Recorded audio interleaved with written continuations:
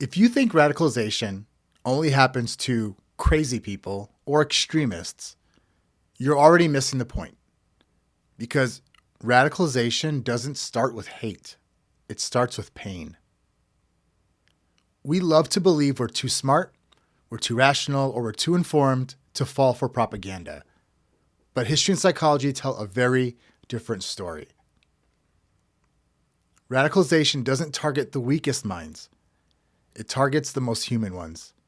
And under the right conditions, almost anyone can be pulled towards extremes, including you.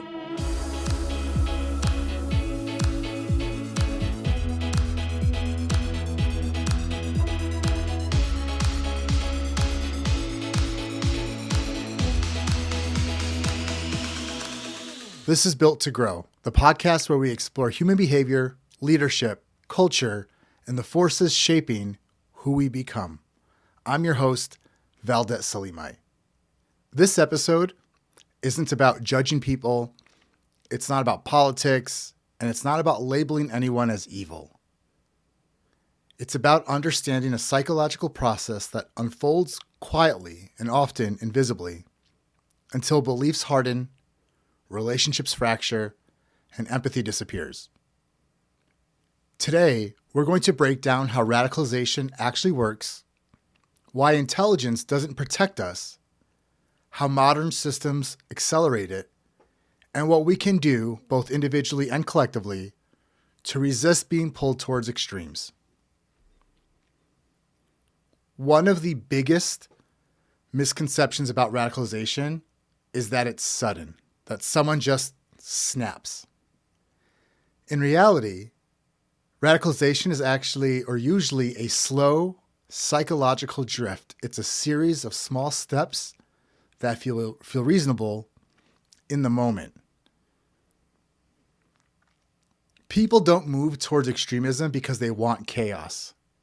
They move toward it because they are seeking things like certainty when there's uncertainty, belonging in isolation, meaning in the confusion, and control in the chaos. Radical ideologies don't recruit people by saying, we're extreme.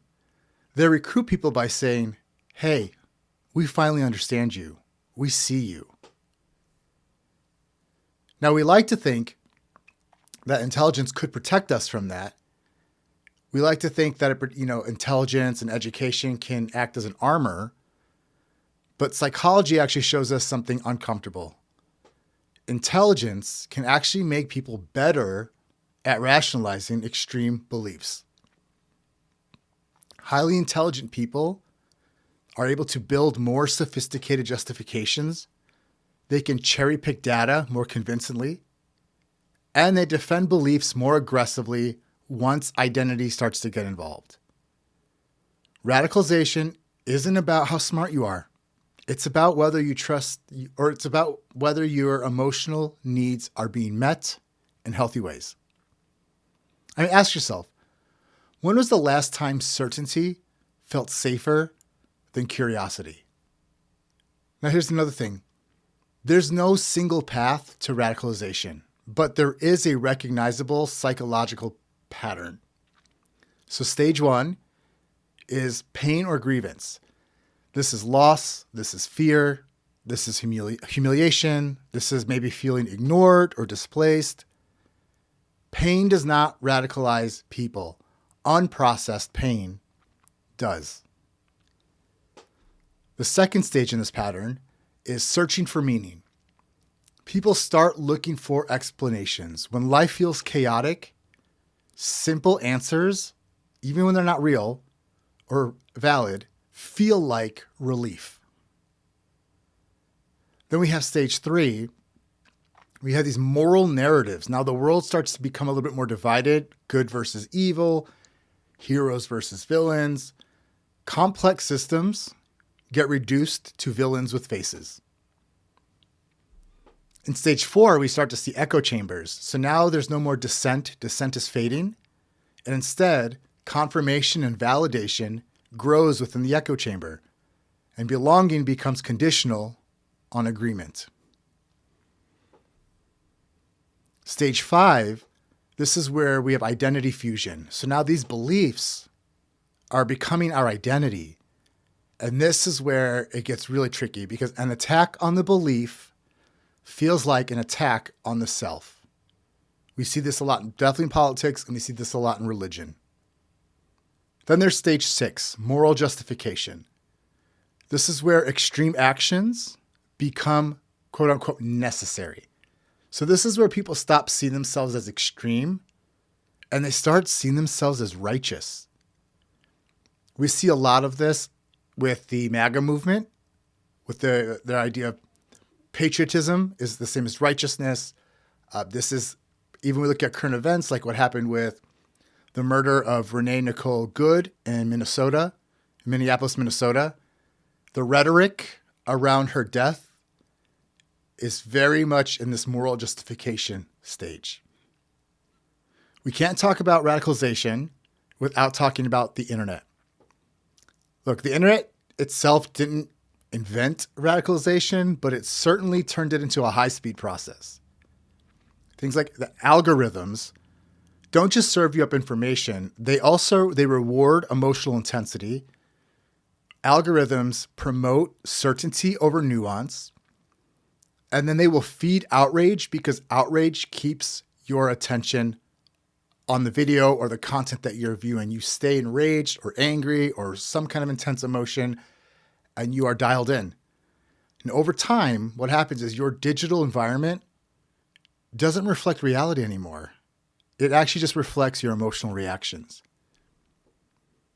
So what feels like independent thinking or feels like I'm doing my research often becomes algorithm confinement. Now, here's the thing with radicalization. There are early warning signs with language and behavior that if we pay attention, we can catch it before somebody fully becomes radicalized. Because here's the thing, radicalization doesn't announce itself. It whispers quietly at first. So here's some things you want to pay attention to. Absolutist language, anyone who says always, never, or everyone, that is one sign. Moral urgency, if we don't act now, everything is lost. I see this a lot as a gay person, when the argument of children and the argument against the LGBTQ plus community is often moral urgency about protect the children. And so if we don't act now, or if we allow this to happen, kids will get groomed. That to me is the radicalization's already gone too far. But pay attention to when you hear people say, if we don't act now, everything is lost. We're also seeing even, the dehumanization of the other. So when we start to, earlier I posted a video just about when George Floyd was murdered by police on camera, people on the right were very quick to post his criminal history as a way to dehumanize him, as if he somehow deserved or his death or murder was justified because of his criminal history. These are things we have to look out for. When people start to dehumanize others, we are definitely in the radicalization zone. What you'll also start to see is withdrawal from long-standing relationships, family, friends, loved ones. And we also start to see hostility around nuance because it's not clear. And so there's always, when we look at nuance and kind of look at the additional layers of situations, but some people don't like that, especially when they're radicalized, because their truth is the truth. But all with these things, none of these things are signs of things like stupidity or even ignorance. They're just signs of psychological narrowing. So how do we get, or rather here's the scary part. Radicalization often feels empowering. People feel like they're seen. They feel important. They can feel morally elevated, and they can feel certain. But empowerment without humility becomes extremism. So that's just something to consider. And confidence without curiosity is dangerous. So it's important that we build resilience against radicalization. Resisting radicalization isn't about having the right opinions. It's about protecting your psychological flexibility. So some personal practices that you can take to make sure you're not allowing yourself to become radicalized.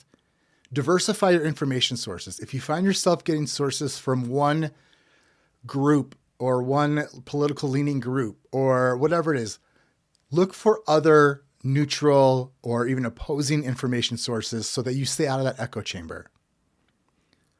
You also want to slow down your emotional responses. Remember, the algorithms are designed to get you outraged, to get you in a highly emotional state, because when we are highly emotional and that amygdala is activated, we are no longer critically thinking. So our emotions drive behavior, and we say and do things that usually are aligned with radicalization, and we're not fully thinking about what we're doing or saying. And we have to practice and get comfortable in sitting with uncertainty. We're not going to know everything. We're not going to have the answers to everything, and that's okay. It's okay to be uncertain. Now, also, you want to look at some how to maintain relationships, right? So relational practices are also important. Stay connected across differences. Yes, you may have some friends who vote one way or whatever it is. Stay connected when the differences are not personal. Like, I'm a gay person. I'm a gay man. And, there's a difference between me and a family member talking about where our tax dollars should go. I'm cool with disagreeing on that. I can disagree all day and every day. But if you tell me that my existence, I don't deserve the same rights as you, that's going to be a little bit personal. So also do what's best for your mental health. But stay connected across differences when you're safe to do so. Learn to ask questions instead of performing certainty. It's okay to say, I don't know. I want to learn more. What does that mean? Be curious. When you ask questions, especially from people who see things differently, you learn more. And when you learn more, you do different. And then also, especially in this climate, I can't emphasize this enough, you all, protect relationships over winning arguments. That is so important, especially if that relationship is valuable to you and you're valuable to them and this is somebody you care about. You have to prioritize your relationship, maybe set boundaries, set expectations. But if you just try to win an argument, you're going to lose a friendship or relationship. Nuance is a muscle, and if you don't use it, it does atrophy. So then the question becomes, how do we help someone without pushing them away? And I have seen this way, way too many times. Too many people are fighting or pushing people away or cutting each other off. And yes, sometimes you have to. But I also want to drive home the fact when someone has been radicalized, their identity has changed, their thinking pattern, their emotional pattern, their behavioral patterns have all changed. And they might not even realize that it's changed because it happened so gradually. You don't and can't de-radicalize people by shaming them. Shaming, when you look at psychology, shaming is the most ineffective way to change a person's behavior. And in fact, if you try to shame people publicly or in person or on social media, they will actually continue those same behaviors, thinking patterns and emotional patterns, but they'll hide them. So it's not about shaming them. What does help is curiosity over confrontation, asking questions, seeking to learn more. When you find somebody is in the radicalization lane, maybe come back to what are shared values. So if somebody I know is not aligned with marriage equality, but obviously I would come back to what are our shared values, right? We both value love and care, and we think that everyone deserves happy, healthy relationships. Those are shared values, even if we have different views on topics. And I can't emphasize this enough, especially if you want to preserve the relationship or protect the relationship. Patience over urgency. Be patient. There's no need to get to anything. You also can't drag somebody out of being radicalized in a day. It's going to take patience and time and care, and they're going to reject you at first. They will. It's about being patient, showing up in a way that's safe for them, safe for you, This is how you start to help de-radicalize people safely. Remember, people don't leave extremist thinking because they lost an argument. They leave when they feel safe enough to actually think again. Radicalization isn't a failure of intelligence. It's a failure of connection, meaning, and emotional safety. And the antidote isn't mockery, cancellation, or righteous indignation. It's empathy, complexity, and courage. If this episode made you uncomfortable, that's not a bad thing. Growth often starts there. Friend, this is Built to Grow. Share this podcast episode with someone who values nuance, who you feel like could use a little more education on radicalization, and subscribe if you believe understanding is more powerful than certainty. I'm your host, Valdet Selimaj. Thank you.